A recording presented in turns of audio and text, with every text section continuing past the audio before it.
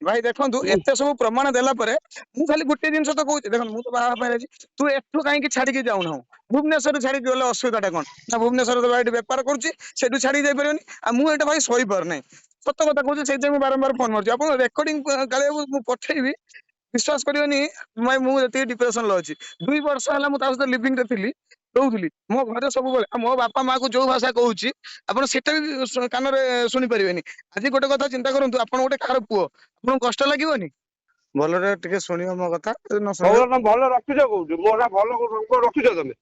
मु रखिले केमती ସିଏ ଯୋଉ ଧରିନ ନା ସେଠି ଯାହାକୁ ଧରିଥିଲ ଯାହାକୁ ଧରିଥିଲ ଛାଡିଦେଲ ତା ପାଇଁ ମୁଁ ବଦନାମ ହେଇଛି ବୁଝିପାରୁଛ ମୋ ଧନ୍ଦା ମୁଁ ଯାଇ ଛାଡିକି ଗଲି 2 ଦିନ ପରେ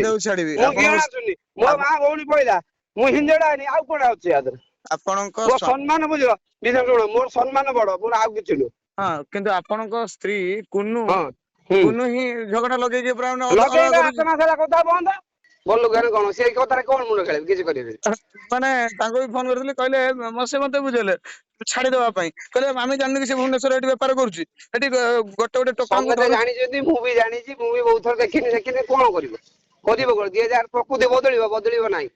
बुझिबा जम्मा बदलिबो ना तमे कोटी कोटी डालले बदलिबोनी भाई मो तो माने मो भल पाइबाटा को आपण जदी बुझी पारथिबे ठीक से ताले मो फीलिंग्स टा बुझी पारिए बुझी पानी जे भल पाइछि मु जानिछि बुझी पारिबिनी ना मते कहउछ भाई टिके खाली तमे तो धरिछ तो कथा ना निया गेलिछ करिवो कोन मु तो छाड़ी पारनी पूरा आ सही तो कथा घटना आउछ सहीथि जा पाखे मामूली उड़ेबे छाड़ीबे से ता बा किछि नु छाड़ी पारिबोनी ठीक है आज्ञा ठीक है मु विस्मित कुछ हां तो को भलरे टिके शुणियो मो कथा न ଭଲ शुणियो ଭଲ ରଖିଛ କୋଉଠି ମୋଟା ଭଲ ରଖିଛ ତମେ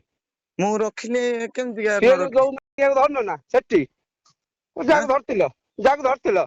आगो ଯାହାକୁ ଧରିଥିଲ ଛାଡିଦେଲ ତା ପାଇଁ ମୁଁ ବଦନାମ ହେଇଛି ବୁଝିପାରୁଛ ମୋ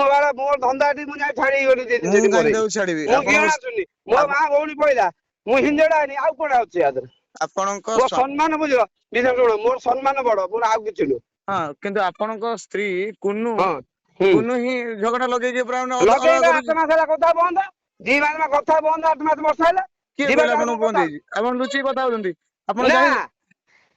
ହଉନାହାନ୍ତି ମୋ ଦିଅ ଛୁଇଁ ସିଏ କହିଛି ଆପଣ ଦେହ ଚୁଇଦାନ ମିଛ କହୁଛି ମୁଁ ଆପଣଙ୍କ ଯଦି କଲ୍ ଡିଟେଲ୍ସ କାଢିବେ ଆପଣ ପାଇପାରିବେ ମୁଁ ଆଜି ଦେଖୁଛି କୋଉ କଥା ହେଇଛି ଦିଅ ଛୁଇଁ ଆଜି ହବ ତାପରେ ବ୍ୟବସ୍ଥା ହଁ କଲ୍ ଡିଟେଲ୍ସ ଖୋଲିବା ଯଦି ନ କଥା ହଉଥିବ ତାହେଲେ ଆପଣ ମତେ କହିବେ ମୁଁ ଗୋଟେ ବାପ ପାଖରୁ ଜନ୍ମ ହେଇନାହିଁ ବୋଲି ହେଲା ମୁଁ ତମକୁ ବୁଝିକି ଜଣଉଛି ଆଉ ର ଆଉ ଗୋଟେ ସେ କଥା ଆଉ ଟୋଟାଲ ଗୋଟେ 8 କଥା ମାସ ଆଉ ହଁ ଗୋଟେ କୁହ କଥା ଆପଣଙ୍କ ମୁଁ ଆପଣଙ୍କୁ ସବୁ ସତତା କହିଦେଉଛି ଲକ୍ଷେ କୁହନ୍ତୁ ଟଙ୍କା ଆପଣ ଦେଇଥିଲେ ନା କୁନୁକୁ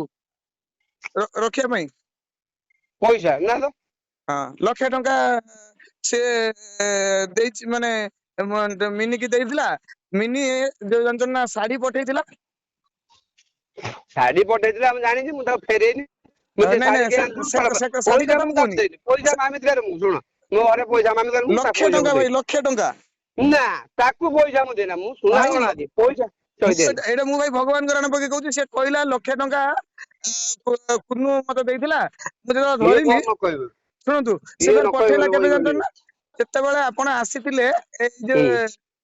ଯୋଉ ବସ୍ ବାଲା ସହିତ ସେ ତା ବାପାଙ୍କ ପାଖକୁ ପଠେଇଲା ତା ବାପା କୁନୁକୁ ଦେଇଛନ୍ତି ତା ଯଦି ଏଟା ମିଛ ହେଇଥିବ ତାହେଲେ ସେ ତାର ଅଲଗା କଣ କରୁଛି ଆହୁରି ଗୋଟେ ଆପଣ ରେକର୍ଡିଂ ସବୁ ପଠେଇବି ଆପଣ ତ ନୂଆ ବାହା ହେଇଛନ୍ତି ଜାଣିନାହାନ୍ତି ହ୍ୱାଟ୍ସଆପ ରେ ମୁଁ ଭାଇ ପଠଉଛି ଆପଣଙ୍କୁ ରେକର୍ଡିଂ ଯୋଉଟା କି ତାଙ୍କର ସମସ୍ତେ ଜାଣିଛନ୍ତି କେବଳ ଯାହା କହିଲେ ପୁରା ଆପଣ ଟିକେ ଷ୍ଟ୍ରଙ୍ଗ ଅଛନ୍ତି ବୋଲି ଆଉ ସେ ଯୋଉ ଆମ ସେ ଯୋଉ ପୁରୀ ନନା ଯାଜପୁର ନନା ହଁ ସେ ନନା ଟିକେ ଷ୍ଟ୍ରଙ୍ଗ ଅଛନ୍ତି ବୋଲି ମାନେ ଆପଣଙ୍କ ଘରଟା ଠିକ ରେ ଚାଲିଛି ଆଉ ଆପଣ ସେ ମଝିଆ ନାନୀ ମୁଁ ସବୁ ଶୁଣ ବିଶ୍ଵ ମୁଁ ସବୁ ଚୋରିଆ ଲୋକ କାହିଁକି ରାତି ପାଇଁ 1000 ଲୋକ ସାଙ୍ଗେ ମିଶୁଛୁ କିଏ କଣ ଆମେ ଦେଖିନି ଜାଣିନୁ ବୁଝିପାରୁଛ ଭାଇ ମୁଁ ଆଜି ତମେ ଯୋଉ କାହିଁକି କଥା ପାଗଳ କହୁଛ ହଉଛି ଠିକ ଶାଢୀ ଆସିଛି ମୋ କତିକି ମୁଁ ଜାଣିଛି ଶାଢୀ ପାଇଁ ମୋ ଘରେ ବିଶୃଙ୍ଖଳା ତୁ କାହିଁ ଶାଢୀ ଆଣିଥିଲୁ କିନ୍ତୁ ପଇସା ମୁଁ ତା ହାତକୁ କେବେ ଦିଏ ନା ସେ କହେ ମୁଁ ସୁନା ଗଣା ଦିଏ ସିଏ ଯଦି ମିଛ କହିଥିବ କିନ୍ତୁ ପଇସା ମୋ ପାଖରେ ଅରିଜିନାଲ ତମେ ମୁଁ ଆପଣ ଗୋଟେ ପଇସା କଥା ଚିନ୍ତା କରନ୍ତୁ ସେ ପଇସା ଆଉ ଏଇଠି ଭୁବନେଶ୍ଵରରେ ମୁଁ ତ ମାନେ ଆପଣଙ୍କୁ ପ୍ରମାଣ ଦଉଛି ଆପଣ ମାନେ ବଡ ନନା ବି ଜାଣିଛନ୍ତି ମୁଁ ସେଟା ସବୁ ମୁଁ ଆପଣଙ୍କୁ ପ୍ରମାଣ ଦଉଛି ଗୋଟେ ମାନେ ସେଇଠି ଦେହ ବ୍ୟବସାୟ କରୁଛି ବୋଲି ତାପରେ ବି ଜାଣିଛି ସବୁ ଶୁଣିଛି ସେ ହେଲା କିନ୍ତୁ ତାପରେ ମୁଁ ଯେହେତୁ ତାକୁ ଆକ୍ଚୁଆଲି ଭଲ ପାଇଛି ସେଥିପାଇଁ ମୁଁ ଆକ୍ଚୁଆଲି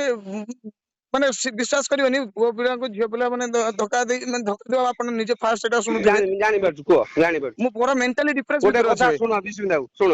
ମୁଁ ସେ ଝିଅ କଣ ଜାଣିଛି ପରିବାର କଣ ଜାଣିଛି, ମୁଁ କହିବା କଥା ବଜିର ଯୋଉ ପାଲା ହେଲା ମୁଁ ତମକୁ ଫୋନ କଲି, ମୁଁ କହିଲି ୟାକୁ ଯିବି ନ ପୁରେଇବି, ଇଏ ତ ତା ସାଙ୍ଗେ ଗୋଟିଏ ଗାଣ୍ଡି ମୁଁ ଜାଣିଛି, ଯିଏ ନିଆଁ ହେଲେ ସେ ଘିଅ, ଇଏ ଗୋଟେ ଗାଣ୍ଡିରେ ହଗିବେ ମୁତିବେ ଖାଇବେ ମୁଁ ଏଇଟା କମ୍ପଲସରି ଜାଣିଛି। ଯଦି ବି ହେଲା ତ ମତେ ଗାଳି, ମୁଁ ତମକୁ କହିନି ଯେ ଯାହା ହେଇଛି ଏଠି ଫୋନ କର, ସିଏ ତ ଛାଡ, ସିଏ ତ ଶଳା ପରିବାର ସେଇଆ କହିନି କଣ ଛାଡ। ଭାଇ ଦେଖନ୍ତୁ ଏତେ ସବୁ ପ୍ରମାଣ ଦେଲା ପରେ ମୁଁ ଖାଲି ଗୋଟେ ଜିନିଷ ତ କହୁଛି, ଦେଖନ୍ତୁ ମୁଁ ତ ବାହା ହେବା ପାଇଁ ରାଜି, ତୁ ଏଠୁ କାହିଁକି ଛାଡିକି ଯାଉନାହୁଁ? ଭୁବନେଶ୍ୱର ଛାଡିକି ଗଲେ ଅସୁବିଧାଟା କଣ ନା, ଭୁବନେଶ୍ୱର ତ ଏଠି ବେପାର କରୁଛି, ସେଠୁ ଛାଡିକି ଯାଇପାରିବନି, ଆଉ ମୁଁ ଏଇଟା ଭାଇ ସହିପାରୁନାହିଁ। ସତ କଥା କହୁଛି, ସେଇଥିପାଇଁ ମୁଁ ବାରମ୍ବାର ଫୋନ ମାରୁଛି। ଆପଣ ରେକର୍ଡିଂ କାଳେ ମୁଁ ପଠେଇବି, ବିଶ୍ୱାସ କରିବେନି ଭାଇ ମୁଁ ଏତିକି ଡିପ୍ରେସନରେ ଅଛି। 2 ବର୍ଷ ହେଲା ମୁଁ ତା ସହିତ ଲିଭିଂରେ ଥିଲି, ରହୁଥିଲି ମୋ ଘରେ ସବୁବେଳେ, ମୋ ବାପା ମାଆକୁ ଯୋଉ ଭାଷା କହୁଛି ଆପଣ ସେଟା ବି କାନରେ ଶୁଣି ପାରିବେନି। ଆଜି ଗୋଟେ କଥା ଚିନ୍ତା କରନ୍ତୁ, ଆପଣ ଗୋଟେ କାହାର ପୁଅ, ଆପଣଙ୍କୁ କଷ୍ଟ ଲାଗିବନି? ଆରେ ମୁଁ ତାପରେ ବି ବୁଝୁଛି, ତା ସାଙ୍ଗରେ ମୋର ବି ସମ୍ପର୍କ ନାହିଁ, ମୁଁ ଚାହୁଁନି ମୋ ଘର ଦୁନିଆ ଧନ୍ଦା, ମୁଁ ତ 1000 କିଳିଆ ନେଇକି ବୁଲୁଛି, ମୁଁ କଣ କାହା କଥା ଚିନ୍ତା କରିବି? ହଁ ମୁଁ ଆଉ ଯାଇଥିଲି ଯୋଉ ଦିନ ହେଇଛି, ମୁଁ ସେଠି ଯୋଉ ହଇରାଣ ହେଇଛି, ମୁଁ ମାନେ ପୁଅ ନା ଯୋଉ ଇଏରେ ଆସିଛି ସେଠି ରାଗିକି ପଳେଇ ଯାଇଛି, ମାନେ ମତେ ଏଠି ସମୟ ହଉନି ହଲିବାକୁ, ଜାଣିଛ ନା। ଏବେ ବି ସେ ଏବେ କଥାରେ ବି ଭାଇ ମୁଣ୍ଡ ନ କଥା ହଉଛନ୍ତି ବା, ଖେଳେଇଲେ ଭଲ। ଏବେ ବି କଥା ହଉଛନ୍ତି ବା, କିନ୍ତୁ କଥା ହଉଛନ୍ତି ସେ କଥା ତ ସେଟା ତ ଛାଡ଼ନ୍ତୁ ମତେ ତ ହ୍ୱାଟ୍ସଆପ ରେ। ମୁଁ ଜାଣିନି, ତମେ ଏଇ କହିଲ ସେ ରାଣ ନିୟମ ପକେଇଛି, ସେଇଥିରୁ କଥା ଆଜି ଯିମି କଥା ହେଇଛି କଣ ଚାଲ ପୁଅ। ଆଉ ଆପଣ ଆଉ ଗୋଟେ କଥା ବି ତାକୁ କହିବେ, ଆପଣଙ୍କ ସ୍ତ୍ରୀ କୁ କହିବେ ତୁ ହୁଁ ହ୍ୱାଟ୍ସଆପ ରେ ଯେ ମେସେଜ କରି ଡିଲିଟ କରିଦଉନୁ ନା, ହୁଁ ମୁଁ ତାକୁ ବ୍ୟାକଅପ୍ ମାରିକି ଆଣିପାରିବି, ଏଇ ୱାର୍ଡ ଟା ବି ପଚାରିବେ ହେଲା, ହଉ ହଉ ଆପଣ ହଉ ସେଇଟା ବି ପଚାରିବେ। ଆଉ କାଳେ ମୁଁ ଏତିକି ଆଉ ତାଙ୍କ ବାପା ମା କୁ କଣ ଟା କହିବି, ଛାଡନ୍ତୁ। ମୁଁ ମାନେ କହିଲି ବା ସମାଧାନ କରିବା ବଦଳରେ, ଯେହେତୁ ଝିଅ ପଇସାରେ ଚଳୁଛନ୍ତି, ପଇସା ପଠେଇଛି ଯେ ମୁଁ ତା ବି ପ୍ରମାଣ ବି ମୋ ପାଖରେ ଅଛି, ଲୋକ ପ୍ରମାଣ, ଯୋଉ ଘରକୁ ଆପଣ ଆସିଥିଲେ ମୁଁ ଥିଲି, ତାଙ୍କ ପୁଅ ହୁଁ ନେଇଥିଲା ତାଙ୍କ ପାଖରୁ 1,00,000 ଟଙ୍କା ହେଲା ଧାର, ମୁଁ ଜାଣିନଥିଲି, ସେ ନଦବା ସମୟରେ ସେତେବେଳେ ମତେ ଇଏ କହିଲା, ଦେଇକି ମତେ କହିଲା କୁନୁକୁ ପାଖରୁ ମୁଁ ଆଣିଥିଲି, କୁନୁକୁ ହଉ ମୁଁ ତ ପଠେଇବି। ସେ ଶାଢୀ ପଠେଇଥିଲା କାହାକୁ ପଚାରି, ମୁଁ ଯାଉଛି ଆଉ ଗୋଟେ କଥା ଶୁଣ ବିଷ୍ଣୁ ବାବୁ, ତମେ ସିଏ ଏଠିକା କଥା ବରଂ ନ ପୁରେଇବା ଭଲ, ମୁଁ ସେ କଥାରେ ମୁଣ୍ଡ ଖେଳା ଯାଉନି, ସିଏ ତାର ମରୁ କି ଧରୁ ମୋର କିଛି ବୁଝିବାର ନାହିଁ, ଯିଏ ମଣିଷର ମାନ ସମ୍ମାନ ନାହିଁ ସେ କି ମଣିଷ, ମୋ କହିବା କଥା। ମୁଁ କାଲି ରାତିରେ ଫୋନ କରିଥିଲି ୟାଙ୍କୁ କାହାକୁ ବଡ ନନାଙ୍କୁ, ଅକ୍ଷୟ ନନା, ହଁ ଆପଣଙ୍କୁ ହଁ ଜାଣିଥିବେ ସେ ଗୋଟେ ବହୁତ ବଢିଆ ଲୋକ। ଭଳିଆ ଲୋକ ହେଲେ କଣ, ସିଏ ସେଇଭଳିଆ ଧରମା ଭଲ ଲୋକ ହେଲେ କଣ, ସେଇ କଥାରେ କଣ ମୁଣ୍ଡ ଖେଳେଇବେ, କିଛି କରିବେନି। ମାନେ ତାଙ୍କୁ ବି ଫୋନ କରିଥିଲି, କହିଲେ ସେ ମତେ ବୁଝେଇଲେ ଛାଡିଦବା ପାଇଁ, କହିଲେ ଆମେ ଜାଣିନୁ କି ସେ ଭୁବନେଶ୍ୱରରେ ଏଠି ବେପାର କରୁଛି, ଏଠି ଗୋଟେ ଟୋକାଙ୍କୁ ସମସ୍ତେ ଧରୁଛି। ଜାଣିଛନ୍ତି, ମୁଁ ବି ଜାଣିଛି, ମୁଁ ବି ବହୁତ ଥର ଦେଖିନି କଣ କରିବ, କରିବ କଣ, ଯିଏ ଯାହାର ପ୍ରକୃତି ବଦଳିବ ନାହିଁ, ବୁଝିପାରୁଛ, ଜମା ବଦଳିବ ନାହିଁ, ତମେ କୋଟି କୋଟି ଟଙ୍କା ଢାଳିଲେ ବି ବଦଳିବନି। ଭାଇ ଆପଣ ଗୋଟେ ମତେ ହେଲ୍ପ କରିବେ, ଏଇଥିପାଇଁ ମୁଁ କଣ ସାନ ମାନେ ବଡ ଭାଇ ଟା କଣ ମୁଁ ହେବି କହୁନା ଆପଣଙ୍କର। କଣ କୁହନ୍ତୁ, ଯଦି ହେଲା କହିବେ କଣ କୁହନ୍ତୁ। ଆପଣ ଟିକେ ଆପଣ ଶାଶୁ ଶ୍ୱଶୁରଙ୍କୁ ଫୋନ କରିକି କହିବେ, ହୁଁ କାହିଁକି ଆମ ଭିତରେ ଡିଷ୍ଟର୍ବାନ୍ସ ଟା ବଢଉଛନ୍ତି, କାହିଁକି ସେ ମିଥୁନ ତାକୁ 1,000 ସେଇ ତ ଟଙ୍କା ମାନେ ମୁଖ୍ୟ ହଉଛି ସେଇ, ଏତେ ବାଟ ଯଦି ଝିଅ ହେଲା କେବଳ ବାପା ମାଙ୍କ ଦୋଷ, ଇଏ ତ ଥରେ ନୂଆ ଇଏ ଆଗରୁ ବି ହେଇଛି। ଏବେ ବି ଚାହିଁଲେ ଆମର ସମାଧାନ ହେଇପାରିବ, ଆପଣ ବିଶ୍ୱାସ ଜମା କରିବେନି। ହେଇପାରିବନି, ଶୁଣ ଗୋଟେ କଥା ଶୁଣ, ଜମା ହେଇପାରିବ, ତମ ଆଡେ ତମ କଥା, ତାର ଜମା ହେଇପାରିବନି, ଯିଏ ପଦାକୁ ଗୋଡ କାଢିଲାଣି ସେ କେବେ ରହିବ ନାହିଁ, ମନେ ରଖ, ହେଇପାରିବନି କିଛି। ମୁଁ ଜାଣିଛନ୍ତି କାହିଁକି ଏଇ ଯୋଉ ଭିଡିଓ ଇଏ ରେକର୍ଡିଂ ସମସ୍ତଙ୍କୁ ତାଙ୍କ ସ୍କୁଲକୁ ବି ପଠେଇଦେବି, କାହିଁକି ପଠେଇବି ଜାଣିଛନ୍ତି ନା, ତାର ଗୋଟେ କାରଣ, ଯଦି ମୁଁ ତାକୁ ଚାହୁଁଛି, ସିଏ ଯଦି ମତେ ବଞ୍ଚିବାକୁ ନ ଦଉଛି, ମୁଁ କାହିଁକି ତାକୁ ଭୁବନେଶ୍ୱରରେ ଏଠି ଧନ୍ଦା କରିବାକୁ ଦେବି, ମୋ ଆଖି ସାମ୍ନାରେ ମୁଁ ସହିପାରିବି। ହଁ ଯାହା ପାରୁଛ କର, କିଛି ଅସୁବିଧା ନାହିଁ। ଯେତେବେଳେ ଗାଡି ଭାଇ ନାହିଁ ମୋ ବିଶ୍ୱାସ ପାଖରେ। କରିବନି, ହଉ ଆମେ ଯାଉଛେ। 9ଟା ଚାଲ। 4ରେ ମହିଳା ଥାନାରୁ ବାହାରିଲା। ଶୁଣ ଗୋଟେ କଥା ଶୁଣ, ମୁଁ ଜୀବନରେ କେବେ ଥାନା ଫାଣ୍ଡି କେସ୍ ଯାଇନି, ଏମିତି ମୁଁ ଥରେ ଯାଇଥିଲି ସେଦିନ, ନାଇଁ ବସିନି ସେଠି କଥା ହେଲା କଣ, ମୁଁ ନେଇ ଗୋଟେ ରାତି ସେଠି ରହିନି, ପୁଣି ଗୋଟେ ଦିନ ସେଠି ଡିଟେନ ହେନି, ମୋର କାମ କଣ ଯିବାର ଥିଲା, ଯୋଉ କଥା ପାଇଁ ଲାଭ କଣ, ଯାଇ ହାରାସମେଣ୍ଟ 2 ଦିନ ପଡିଗଲି, ମୁଁ କାହାର ଖାଏ ନା କାହାର ଧରେ ନା ପିଏ, ଗୋଟେ ଯଜମାନ ଭୁବନେଶ୍ୱର ପର୍ଯ୍ୟନ୍ତ ଆସି କୁଟି ହାତରେ ଗାଡିରେ ନେଇ ପଳେଇବେ, ବୁଝିପାରୁଛ ନା, ପଇସା ମତଲବ ନୁହଁ, ଟଙ୍କା କଣ ଟଙ୍କା, ମୁଁ ଏଇ ରାତି ପାଇଁ 1,00,000 ଟଙ୍କା କମଉଛି, କିନ୍ତୁ ମାନ ସମ୍ମାନ ନାହିଁ, ସେ କି ମଣିଷ। ଭାଇ ମାନେ ମୋ ଭଲ ପାଇବାଟାକୁ ଆପଣ ଯଦି ବୁଝିପାରୁଥିବେ ଠିକ ସେ, ତାହେଲେ ମୋ ଫିଲିଙ୍ଗସ ଟା ବୁଝିପାରିବେ। ବୁଝିପାରୁନି ଯେ ଭଲ ପାଇଛି ମୁଁ ଜାଣିଛି, ବୁଝିପାରିବିନି ନା ମତେ କହୁଛ।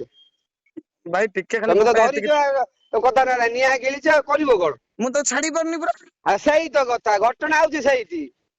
ଯାହା ପାଖେ ମାମୁଲି ଉଡେଇବେ ଛାଡିବେ, ସିଏ ତା ପାଇଁ କିଛି ନୁହଁ, ଛାଡି ପାରିବନି। ଯଦି ମୁଁ ମୁଁ ଗୋଟେ ଏ ପରେ ଗୋଟେ, କଥା ବସିକି କିଛି ମ୍ୟୁଜାଲ କରିପାରିବିନି, ମୁଁ କାହାକୁ ବୁଝେଇ ପାରିବିନି ନା ଭାଇ କଥା ଆପଣ ଶୁଣଉଛି। ଥରୁଟି ଆପଣଙ୍କ ଶ୍ୱଶୁରଙ୍କୁ କୁହନ୍ତୁ। କହିଲେ କଣ ହବ, କିଛି ହବନି, ମୋ କଥାରେ ସେ ନାହାନ୍ତି, ମୁଁ ବୁଝେଇ ପାରିବି, ସତ କଥା। ସେ ଝିଅ ହିଁ 4 ଜଣ ତାର ସମାଧାନ କରିପାରିବି ମୋ କଥାରେ କିଛି ନାହିଁ। ତମେ ତ ଏଇ କହୁଛ ମୋ ସ୍ତ୍ରୀ କଥା ହଉଛି ମୁଁ ବି ଜାଣିନି ମୋର ତ ସେ ଦିଏ ଛୁଇଁ କହୁଛି ମୁଁ ଯାଇ ପଚାରେ ଛୁଆ ମୁଣ୍ଡ ଛୁଇଁ କହୁଛି ମୁଁ ଯାଇ ପଚାରେ କଣ କଥା ହଉଛି ଜଣା ପଡିବ। ମାନେ ଇଏ ସମସ୍ତେ କେମିତିଆ ଗୋଟେ ଦେଖନ୍ତୁ କିନ୍ତୁ ମୁଁ ଆପଣଙ୍କୁ ସେ ଆଖଣ୍ଡଳମଣିଙ୍କ ରାଣ ଖାଇ କହୁଛି ମୁଁ ତ ଏମିତି ନର୍ମାଲ ମରିବା ପାଇଁ ବି ରେଡି ଅଛି ଫିର ବି ରାଣ ଖାଇ କହୁଛି କଥା ହଉଛନ୍ତି ସେମାନେ